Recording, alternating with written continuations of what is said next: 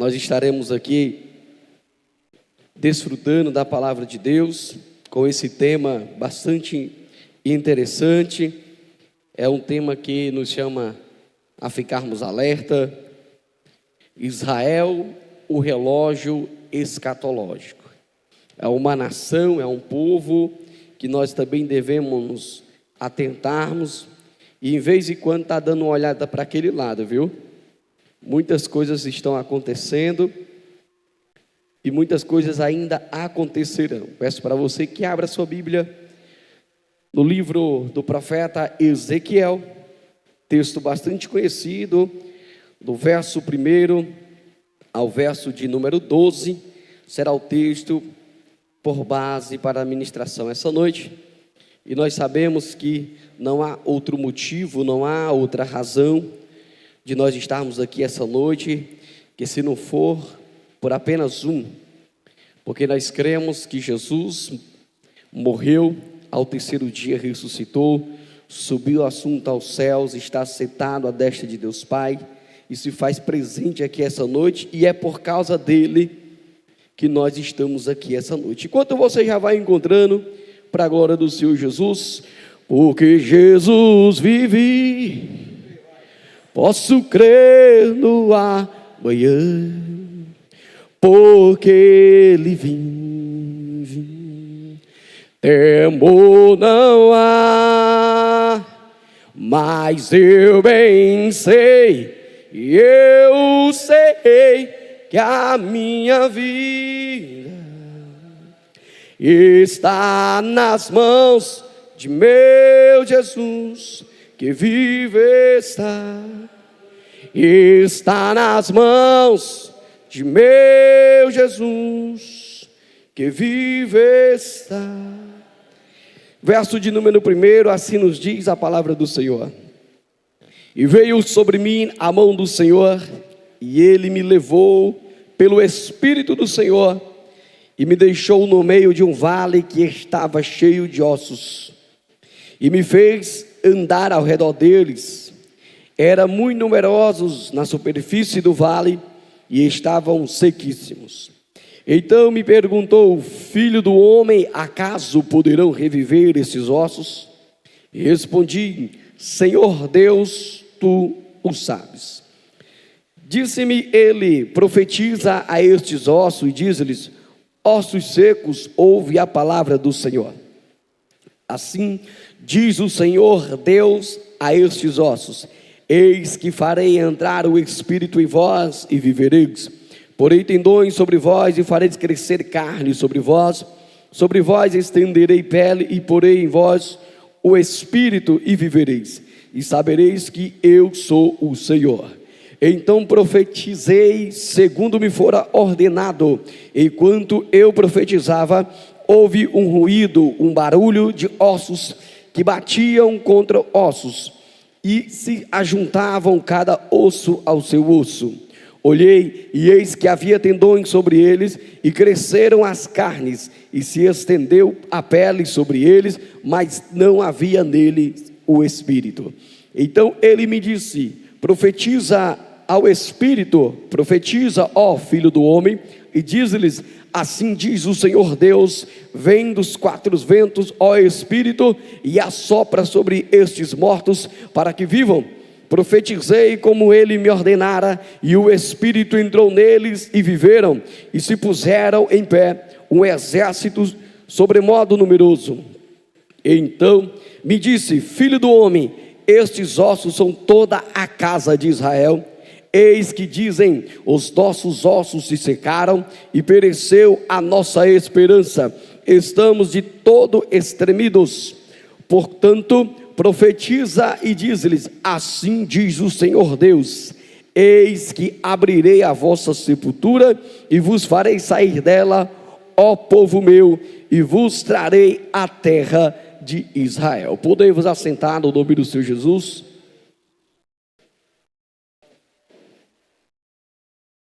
Bendito seja Deus. Se os irmãos quiserem acender aqui para ficar um pouco mais claro, viu? A igreja fica, tá certo? Agradeço, ótimo.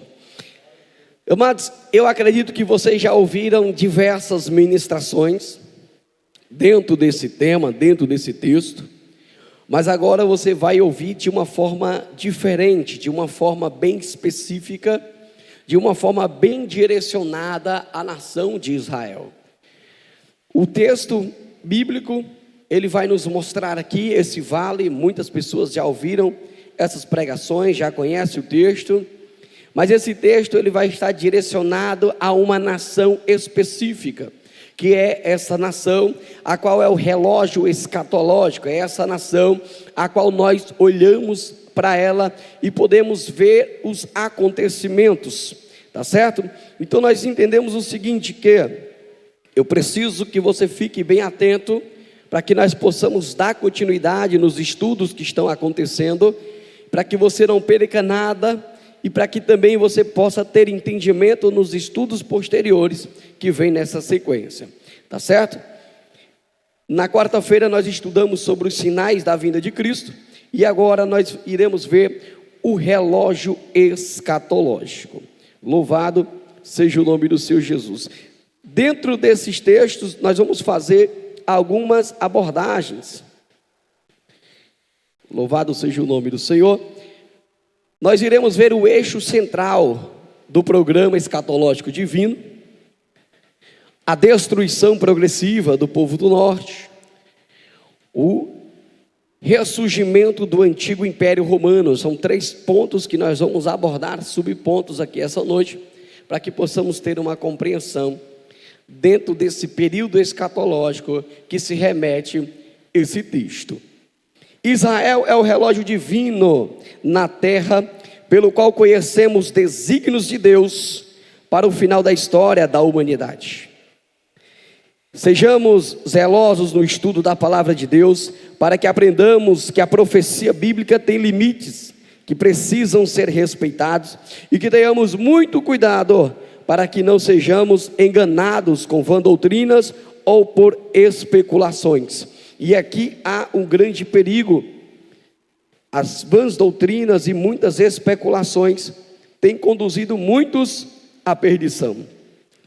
Tendo Israel como objetivo principal dessa mensagem que estaremos ministrando hoje, veremos algumas profecias escatológicas que já tiveram seu cumprimento e outras que ainda hão de se cumprir. Algumas já aconteceram, outras irão acontecer a qualquer momento e a qualquer hora.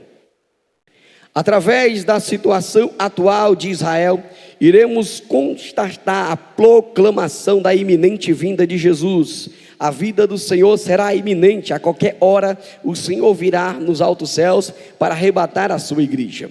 Israel é apenas uma referência, mas Israel não sabe o dia e nem a hora, mas olhando para Israel, podemos ver os sinais da vinda de Cristo. Sua restauração nacional profetizada no texto que nós lemos, Ezequiel 37, e que através de uma visão fala metaforicamente um vale cheio de ossos, teve início no século passado. Nós vemos aqui que o texto está se remetindo a um povo, como eu já falei, Israel, e esse vale traz uma metáfora, como aquele povo se encontrava, um povo que estava sem esperança, sem vida, um povo a qual estava em uma dispersão. Israel ainda está dentro de uma dispersão nacional, e nós sabemos que haverá um dia que todos os judeus voltarão para a sua pátria. Mas nós vamos ver e entender no decorrer do texto que quando isso acontecer, a igreja, ela já não estará mais aqui, a igreja estará no céu de glória, porque essa profecia retrata ao povo judeu, e não a nós, os gentios convertidos, ou judeus convertidos, que também agora passa a ser a igreja do Senhor Jesus.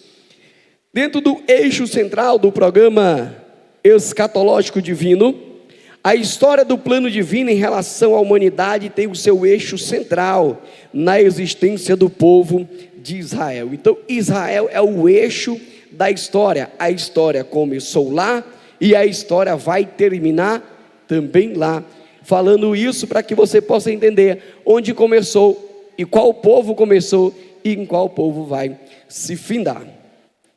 É o relógio pelo qual podemos acompanhar todos os eventos históricos e escatológicos do mundo.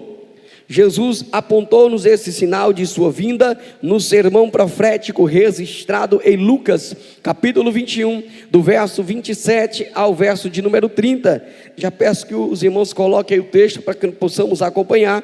Jesus já havia feito essa previsão desse sinal. Bendito seja Deus. Ótimo. Quando já começa a brotar, vós sabereis por vós mesmo que vendes, aqui está perto já o verão. A gente lê 27 ao 30, senão o texto vai ficar incompleto, a gente não vai entender. Do 27 ao 30, tá? Lucas 21, do 27 ao verso de número 30. Glória a Deus.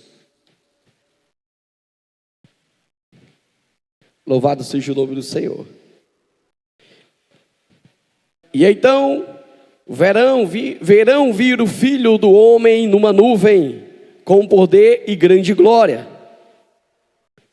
Ora, quando essas coisas começarem a acontecer, olhai para cima e levantai a vossa cabeça, porque a vossa redenção está próxima. 29. E disse-lhe uma parábola: olhai para a figueira e para todas as árvores. Agora dá para entender o 30. Quando já começa a brotar, vós sabeis por vós mesmo, vendo-as que perto está o verão. 31. Assim também vós, quando virdes acontecer essas coisas, sabeis que o reino de Deus está perto. Jesus está usando uma parábola dizendo: olha, vocês olham para a planta, sabem que ela começa a florescer e sabem que o fruto vai vir. Então quando vocês ver que esses sinais estejam acontecendo, logo Jesus virá. Nós lemos que ele disse que virá nos altos céus em nuvens. Jesus não pisará na terra quando for arrebatar a igreja. Nós nos encontraremos com o Senhor nos ares. Bendito seja Deus. Encontramos respaldado para crer na palavra de Deus através das profecias bíblicas cumpridas e se cumprirem nos fatos da vida de Israel. Então nós vemos que breve isso vai acontecer. Essa é a nossa esperança, a vinda do Senhor. E ai dos que ficarem na terra. Nós vamos ver agora a dispersão e o regresso. Israel se dispersa e um dia regressará para a sua terra.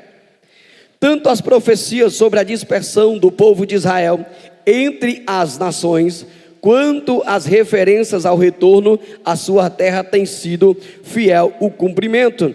Nós podemos ver aqui dois textos para nós adiantarmos. Jeremias capítulo 24, verso de número 6.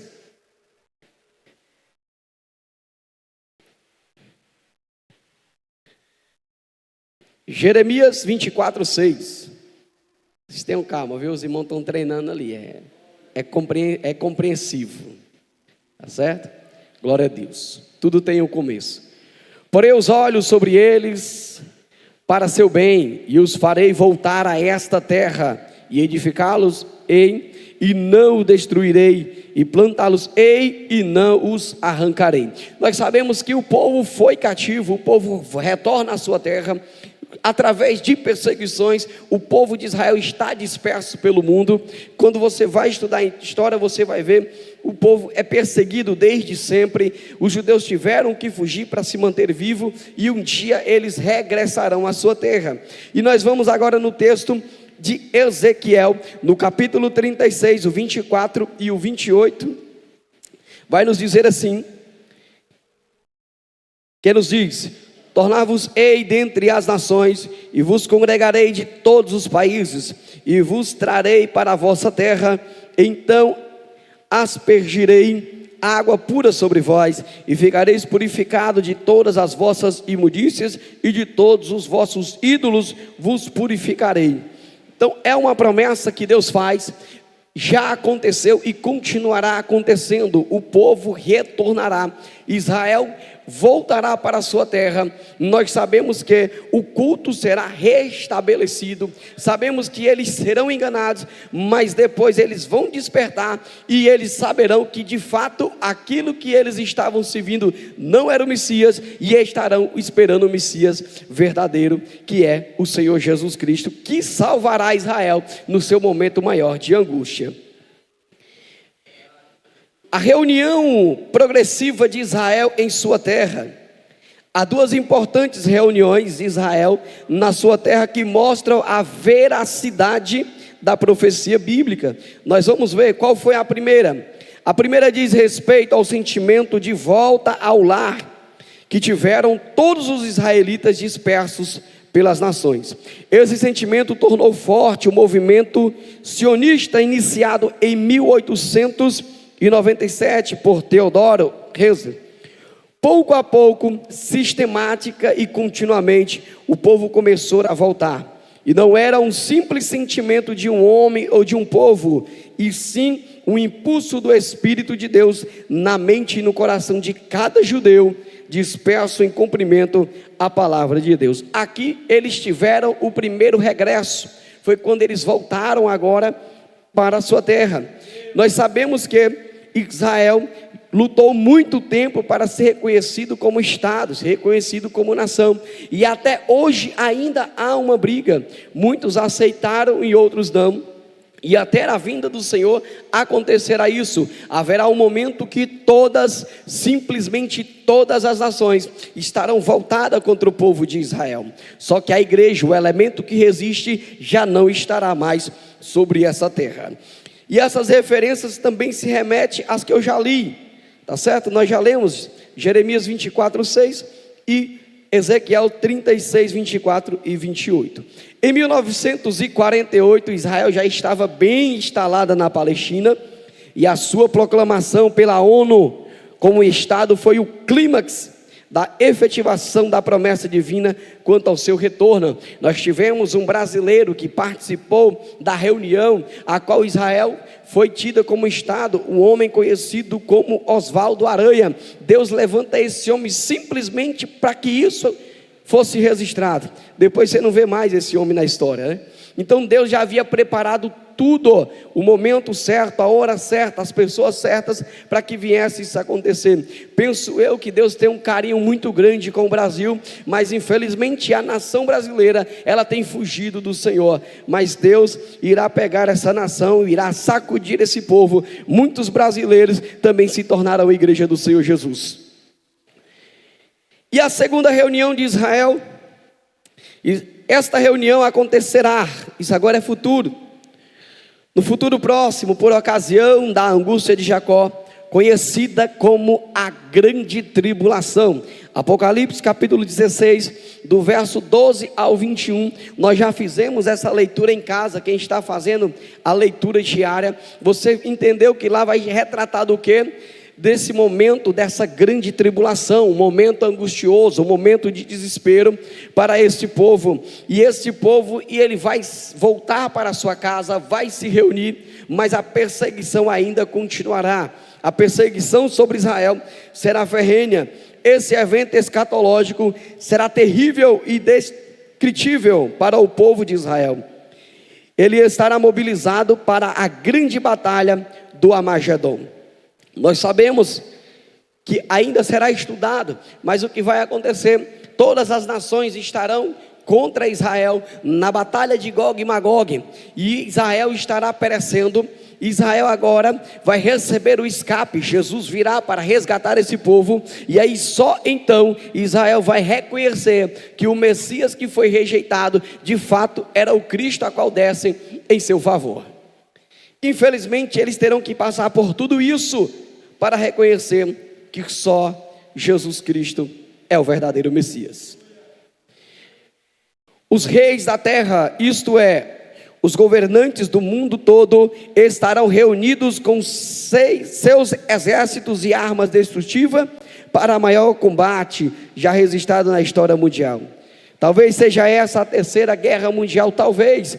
Muito se fala em uma possível guerra mundial, terceira guerra, mas eu acredito que o Senhor está nos guardando, nos livrando. Mas quando a igreja sair dessa terra, aí todo o mal, toda a mazela terá domínio sobre essa terra. Nós podemos ver também que será o clímax, será o ápice, será o ponto-chave, o ponto principal dessa batalha, que Jesus, o Messias anteriormente rejeitado por Israel, virá e destruirá os inimigos do seu povo, e implantará o seu reino milenial. Também agora no capítulo 19, do verso 11 até o 21, está lá registrado, tá certo? Você pode até reler esse texto em casa, para nós ganhar tempo aqui. O que vai acontecer? Como eu já resumi, as nações virão contra Israel, e Israel ficará sem refúgio, ficará presa, ficará encurralada, e aí o Senhor virá para trazer resgate a esse povo. E nós podemos ver agora, no segundo ponto, a destruição progressiva do povo do norte. O texto de Ezequiel 38 até o 39 e Joel 2:20 trata a respeito da profecia bíblica sobre o bloco de nações ao norte de Israel. Nós vamos ver as nações do norte. Por causa da etnia dos povos que habitam aquela região, vários nomes geográficos podem ser identificados. O profeta fala de Gog, Meseque e Tubal. Nós vemos no capítulo de número 38 de Ezequiel 2 e 3 que diz: Filho do homem, volve o rosto contra Gog, da terra de Magog, príncipe de Roz, de Meseque e Tubal, profetiza contra ele, e diz-lhes: assim diz o Senhor Deus, eis que eu sou contra ti, ó Gog, príncipe de Roz, e de Meseque e de Tubal. Nós vemos Gog, ele é o rei, o principal da cidade de Gog e Magog, e é por isso que a batalha será chamada a batalha de Gog e Magog, aonde ela irá acontecer. Regiões ocupadas pelos antigos citas e tártaros, as quais hoje corresponde à Rússia. Nome como Meseque converteu-se em Moscou ou Moscávio. Tubal é a moderna cidade russa de Toskibunk. Em Ezequiel 38:2, que foi o que nós lemos agora, temos a palavra chefe, ou rei, ou príncipe, tradução do termo Rosh, quando a ideia do nome Rússia. Então nós entendemos o quê? Com o passar do tempo, o nome dos locais geográficos foram mudando. Então, dentro do estudo, nós entendemos onde é que está geograficamente localizado. Então, tudo está acontecendo dentro de uma centralização aonde? No continente europeu, de lá para cá, onde as coisas começaram. Nós podemos ver também que no bloco das nações aliadas aparecem os nomes de Gomer, Togarmah. Gomer veio a ser a Germânia. Germânia hoje é a atual Alemanha. E Togarmah corresponde à Armênia e Turquia. Em Ezequiel 38, no verso de número 5, que nós vamos ler agora, diz assim: persas e etíopes e Put, com eles todos com escudos e capacete. O povo já estava pronto para guerrear. Nós vemos que destacam-se os persas, os etíopes e os Put. Hoje os persas são o Irã, os etíopes a Etiópia e Put a Líbia. Então isso aqui é só uma questão geográfica para que nós possamos entender aonde é que o cenário está ocorrendo, está acontecendo. Nós vamos ver agora a queda e o ressurgimento da Confederação do Norte. Devemos entender que a queda da União Soviética não significa que a profecia tenha perdido sua validade. Na verdade, essa potência mundial está se levantando e mostrando a sua força. Nós podemos entender que a queda da União Soviética, a União Soviética desmoronou devido à combinação de fatos. Qual foram esses fatos, esses fatores? Como crise econômica, corrupção e autoritarismo, e tensões e etnias. O processo de dissolução ocorreu ao longo de 5 anos, a partir de 1985. Agora eles vão que a União Soviética, ela vai fazer o quê? Vai se restabelecer, mas isso não quer dizer que essa profecia, ela foi anulada, ou ela já se cumpriu. Ela se cumprirá brevemente. Dentro desse mesmo ponto, nós iremos também abordar aqui essa noite: a confederação do norte combaterá a besta na grande tribulação. A profecia diz que a confederação do norte, tendo como líder Gog, colocará seus exércitos contra a autoridade da besta, ou seja, o anticristo. Ezequiel, do capítulo 38, do verso 2 ao verso de número 6. A profecia indica que Gog, chefe da terra de Magog, invadirá a terra de Israel nos últimos dias. Ezequiel 38, no verso 8 e verso de número 6. Depois de muitos dias será visitado no fim dos anos, virá a terra que se recuperou da espada ao povo que se congregou dentre de muitos povos. Sobre os montes de Israel, que sempre estavam desolados, este povo foi tirado dentre outros povos, e todos eles habitarão seguramente.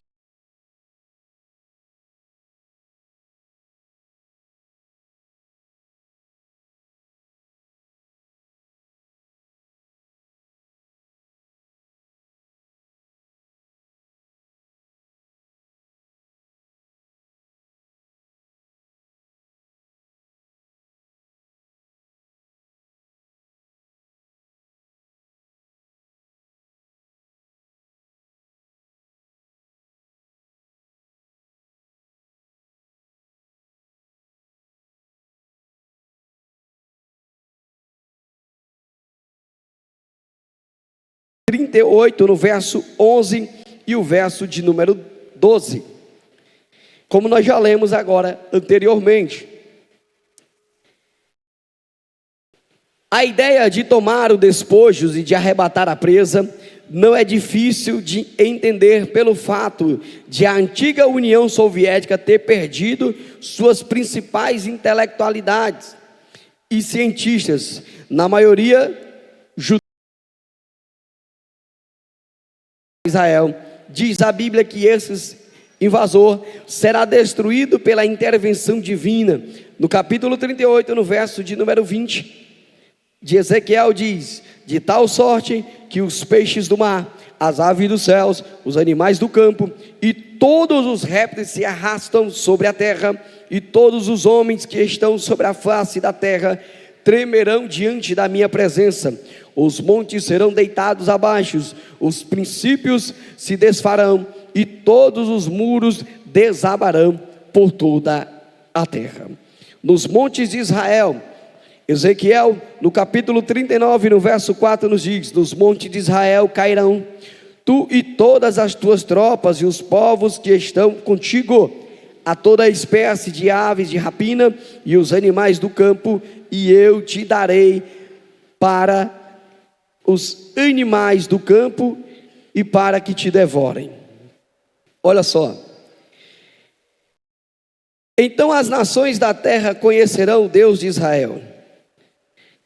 No capítulo 39, no verso 21, 22, devemos entender que essa invasão nada tem a ver com a batalha do Armagedon e a guerra decorrente que acontecerá no início da semana profética de Daniel.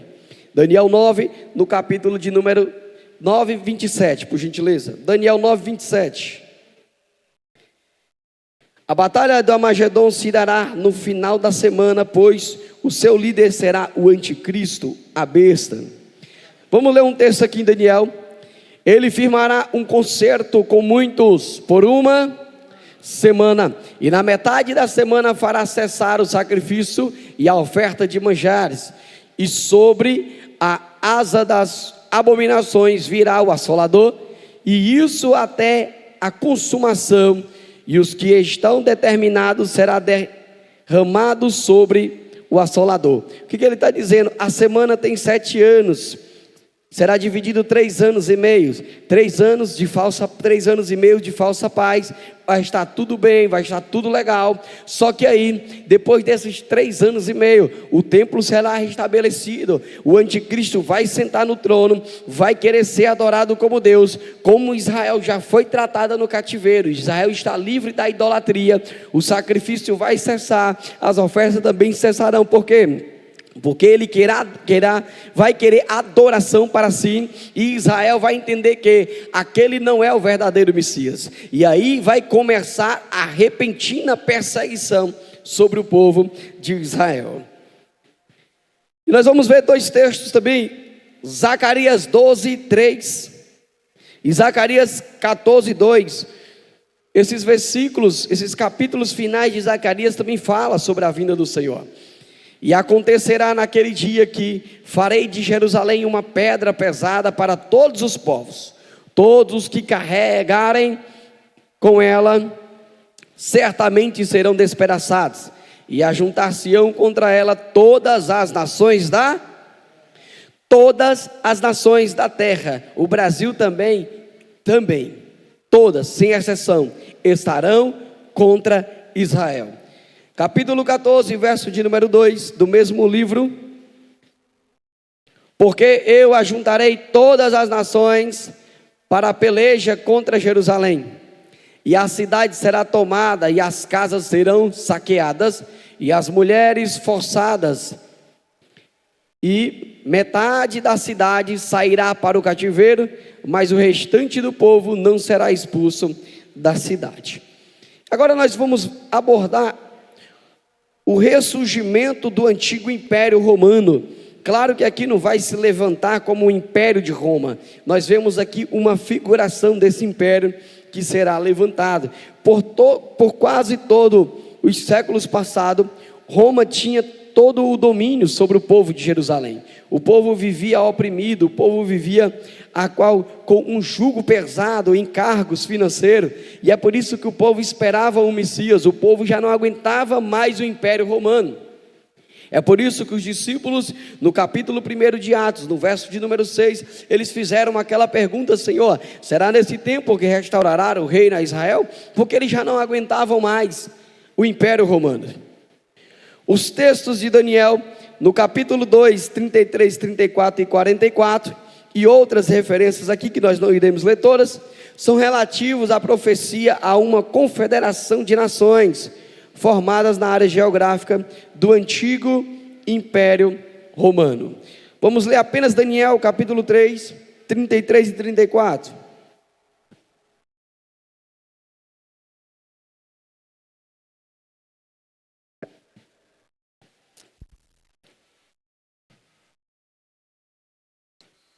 Cadê? Me ajuda? Pronto, eu vou esperar. Eu espero.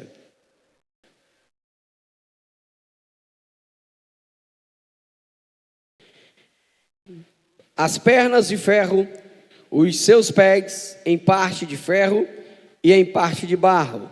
Aqui foi 34.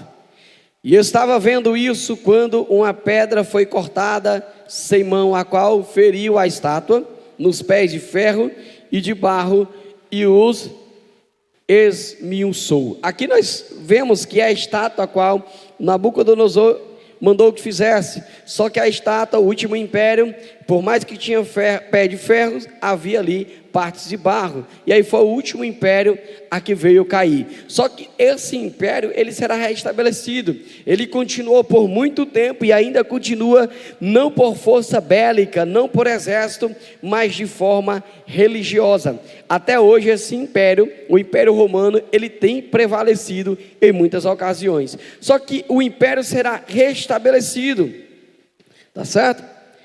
Vamos ver aí Daniel 9, 24 e 27 ao 27, do 24 ao 27. 70 semanas estão determinadas sobre o teu povo e sobre a tua santa cidade, para extinguir a transgressão e dar fim aos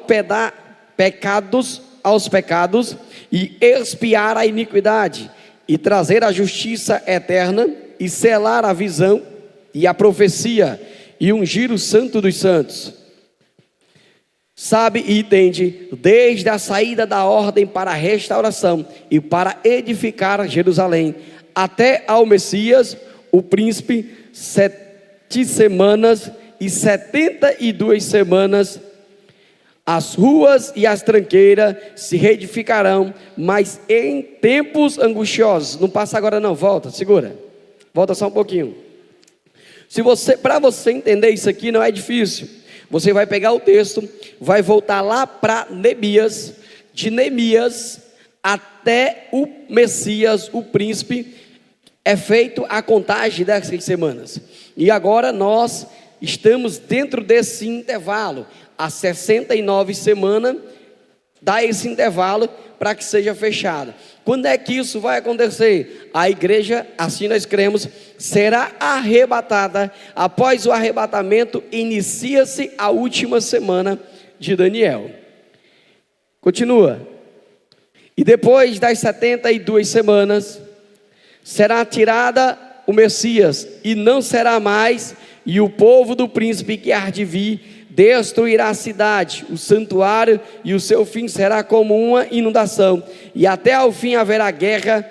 Estão determinadas assolações. 27.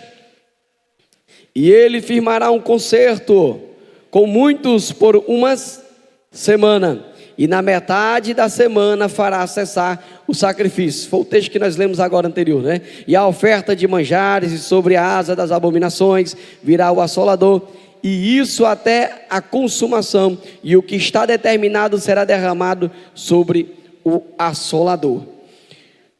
O sentido do duplo de interpretação desse capítulo de número 38, 37, que usamos por base essa noite. Essa profecia, numa parte, refere-se literalmente àquelas nações adjacentes ao Mediterrâneo, as quais formavam o núcleo do Império Romano. E na outra parte, figuradamente, refere-se apenas à característica daquele império. Tal como existiu um Império Romano, também se levantará da mesma forma dentro da realidade atual. Ele está mostrando um simbolismo. Não é que o Império Romano em si se erguerá novamente, se levantará um império com a mesma força, com o mesmo poder, com a mesma autoridade, com o mesmo domínio a qual Roma fazia. É tanto que Roma era conhecido como o centro do mundo. Paulo acreditava que se ele pregasse em Roma, chegasse até Roma, ele teria alcançado todo o mundo. Paulo faz uma declaração dizendo que o evangelho alcançou o mundo todo, porque ele entendia que Roma era o centro do mundo. E nós sabemos que o centro do mundo, ele será quem? Não será Roma. O centro do mundo será onde? Todos estarão voltados com os olhos para um canto só, que será a nação de Israel. Todos olharão para uma nação só, que será Israel. Mas se levantará um grande império. Nós iremos ver no decorrer das outras ministrações que quando se levantar esse império, se levantar o anticristo, se levantar os falsos profetas, se levantar a besta, muitos que estiverem nessa terra serão enganados. Mas aprove a Deus que nós não participaremos daqui. Então você pode até me perguntar, se nós não vamos participar, por que conhecer? Porque nós devemos conhecer, para que nós possamos passar isso para as outras pessoas, para que elas não queiram passar por esse sofrimento e essa tormenta. E é por isso que nós temos que ter o conhecimento bíblico dos sinais que vai acontecer, e aprove a Deus que isso não aconteça. Mas se dentre o povo que aqui está, se alguém ficar, será sabedor do que irá acontecer.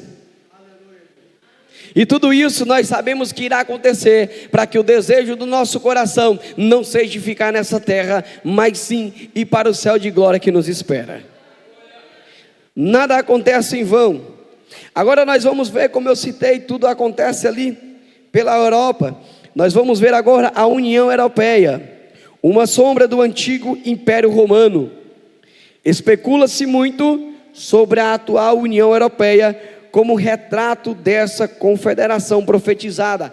É apenas uma especulação, porque os estudiosos, ele não tem uma referência bíblica para dizer que de fato irá acontecer. Mas por que especulamos? Porque hoje o centro do mundo é a Europa. Todo mundo quer ir para a Europa, todo mundo quer participar da Europa, o pessoal quer conhecer a Europa, quer morar na Europa, a economia na Europa é melhor. Tudo que está acontecendo é no continente europeu. Quantas pessoas saíram do Brasil para ir lá para a regiãozinha ali da Europa, quando explodiu a oportunidade de trabalhar fora. Muitos brasileiros saíram, por quê? Porque todo mundo quer ir para a Europa. Porque uma união que está em desenvoltura, é um desejo humano, é normal. Então tudo se concentra lá, a economia se concentra lá, a potência bélica se concentra lá, a religião também vai se concentrar para lá. Por quê? Porque o ecumenismo se levantará do continente europeu, e acredita-se que o anticristo não se levantará de outro canto, se não for do continente europeu. Isso é apenas especulação. Por quê? Porque é apenas estudos que são realizados e chegamos a uma conclusão mais próxima disso. Mas a Bíblia, ela não nos diz que isso vai acontecer lá, mas nós estudamos e temos uma compreensão, e lá é o local que mais se aproxima de que isso irá acontecer. Não temos base consistente na Bíblia para afirmar, então isso aí é algo especulativo, tá certo? Mas não podemos evitar o fato de que as características dessa confederação profetizada em Daniel, como nós lemos, confere com a profecia de Daniel. É perigoso estabelecer suposições como fatos. Então, o que eu disse para vocês não é um fato concreto, é apenas uma suposição do que isso poderá acontecer naquele continente. Por isso, o aconselhável é ficarmos dentro dos limites impostos pela Bíblia, irmos somente até aonde a Bíblia nos permite ir. No entanto, a evidência dos sinais da vinda do Senhor Jesus em nossos dias é fortalecida pela clareza da profecia e do seu cumprimento. É só nós olharmos para Israel, e quando vermos que os judeus já estão voltando, porque voltarão aos poucos, depois virão em massa. Quando eles já estiverem voltando, isso é um grande sinal. Saiba bem que os judeus já estão com todas as réplicas dos utensílios do templo. Os judeus estão esperando apenas a ordem para que eles venham erguer o templo. Então tudo já está preparado, financeiramente, mesmo estando em guerra, eles têm o dinheiro para fazer. A novilha vermelha, não sei se você acompanhou os fatos aí das notícias, já foi levada de um determinado país, levar a novilha vermelha de avião, para poder levar para Israel, porque eles vão voltar a sacrificar. Então eles já estão o quê? Nos dando sinais de que Jesus está às portas. É só olhar para Israel que nós vamos ver que a hora ela está passando. Se você fizer uma pesquisa básica com o seu celular na sua casa sobre Israel, você vai ver que as coisas já estão se encaixando. As coisas já estão indo para os seus devidos lugares. E a igreja ela tem que estar alerta com as coisas que estão acontecendo. Porque Cristo breve irá bater na porta. E aí ouvirá-se uma voz: aí vem o noivo. Breve o Senhor virá. Bendito seja Deus. O sinal de Israel é revelado à igreja pelo seu esplêndido florescimento na terra que Deus lhe prometera. A figueira brotando e pela sua influência na marcha dos acontecimentos mundiais. Então, quer saber o que está acontecendo? Quer sentir cada vez mais Jesus próximo de voltar? Olha para o relógio escatológico, olha para Israel, veja o que é que eles estão fazendo, porque breve eles vão nos dar um sinal bem forte, que o Senhor voltará, tá certo? Que Deus possa abençoar a vida de cada um de vocês. Peço que quem já veio nessa sequência, não fale.